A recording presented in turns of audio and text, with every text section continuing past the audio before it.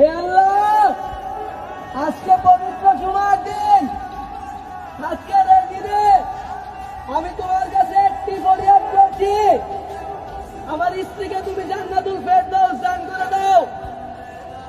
আমার স্ত্রীর কবরখানা তুমি জান্নাতের বাগান বানিয়ে দাও। হে আল্লাহ, আমার স্ত্রীর প্রতি তুমি ভালোবাসা বাড়ায় দাও। যতটা ভালোবাসতে আল্লাহ কাল জান্নাতে যাওয়ার সময় তোমার কাছে আমি আমার স্ত্রীকে চেয়ে নিতে পারবো। হে আল্লাহ, পরকালে তুমি আমার স্ত্রীকে আমার জন্য রেখে দাও। হে আল্লাহ, পরকালে যেন আমি আমার স্ত্রীকে জীবন সঙ্গী হিসাবে পাই, সেই ফয়সালা তুমি করে দাও।